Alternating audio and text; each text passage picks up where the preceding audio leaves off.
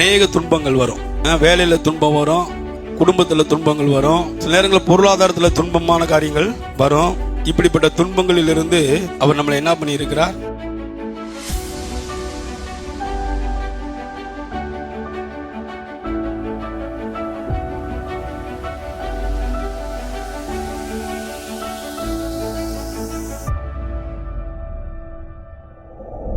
சங்கீதம் 34:19 வாசிங்க.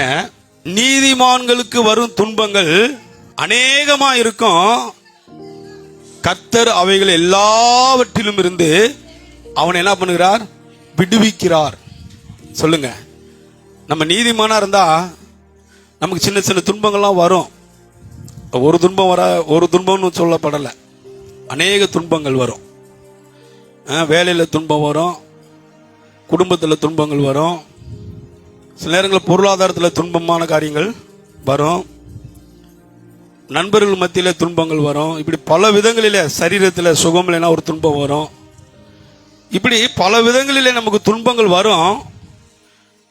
இயேசு உயிர் தெழுந்ததுனால இப்படிப்பட்ட துன்பங்களில் இருந்து அவர் நம்மளை என்ன பண்ணி இருக்கிறார்? விடுதலை ஆக்கி இருக்கிறார். பக்கத்தில் பார்த்து சொல்லுங்க, விடுதலை ஆக்கி இருக்கிறார். ஆமென். நீதிமான்களுக்கு வரும் துன்பங்கள் அநேகமா இருந்தாலும் அவைகள் எல்லாவற்றிலும் இருந்து கடவுள் நம்மளை என்ன பண்ணி இருக்கிறாருங்க? விடுதலை ஆக்கி இருக்கிறார். இந்த விசுவாசம் எனக்குள்ள வரணும். இந்த பாருங்க, உயிர் தெழுதல் அதுதான் பாருங்க. அவர் மரிச்சு அடக்கம் பண்ணப்பட்டு ஏன் உயிர் தெழுந்தாருன்னா, நான் இன்னும் துன்பத்தில் கிடக்கும்படி அல்ல, இன்னும் நான் வியாதியில் இருக்கும்படி அல்ல, இன்னும் நான் கடன் பிரச்சனையில் வாழும்படி அல்ல, இன்னும் பல சோதனைக்குள்ளாக நான் நடத்தும்படி அல்ல. ஏன் உயிர் தெழுந்தார் அப்படின்னா, நான் விடுதலை ஆக்கப்படும்படி. மக்கள் ஒவ்வொருவரும் அவர் ஏற்றுக்கொண்ட, ரட்சிக்கப்பட்ட, அவர் ஆண்டவர் என்று தன்னுடைய உள்ளத்திலையும் இல்லத்திலும் வைத்திருக்கிற ஒவ்வொரு பிள்ளைகளும் விடுதலையாக்கப்படும்படியாக தான் கடவுள் நமக்காக என்ன பண்ணாருங்க? உயிர் தெழுந்தார். நான் நம்புனா நிச்சயமா அது நடக்கும். ஆமே. நீதிமொழியில பார்க்கிறோம், நிச்சயமாகவே முடிவு உண்டு. கீழே சொல்றாரு, உன் நம்பிக்கை வீண் போகாது. நான் எதை நம்புறேனோ அது எனக்கு வீண் போகாது. ஏன்னா எனக்கு கொடுக்கப்பட்ட அதிகாரம், உயிர் தெழுந்து எனக்கு கொடுக்கப்பட்ட அதிகாரம் தான் பாருங்க. நான் நம்புறேன், கடவுளை 100% நம்புகிறேன். எனக்கு அற்புதம் செய்வார் சொல்லி 100% நம்புறேன். என்னை சுகமாக்குவார் சொல்லி 100% நான் என்ன பண்றேன்? நம்புறேன். என்னை பலப்படுத்துவார் சொல்லி 100% நம்புறேன். அது மாத்திரமல்ல, என்னை எல்லா ஜாதிகளிலும் மேன்மையாக வைப்பார், உயர்த்துவார் சொல்லி 100% நம்புறேன். ஏன்னா அதற்காக தான் அவர் உயிர் தெழுந்தார் என்பதை நான் நம்புகிறேன். அந்த உயிர் தெழுதலை நான் என்ன பண்ணுகிறேன்? 100% விசுவாசிக்கிறேன். கடவுள் சொன்னாரு, உலகத்தில் உங்களுக்கு உபத்திரம் உண்டு, ஆனாலும் நீங்க என்ன பண்ணுங்க? திடன் கொள்ளுங்க, நான் உலகத்தை ஜெயித்தேன்னு சொன்னாரு.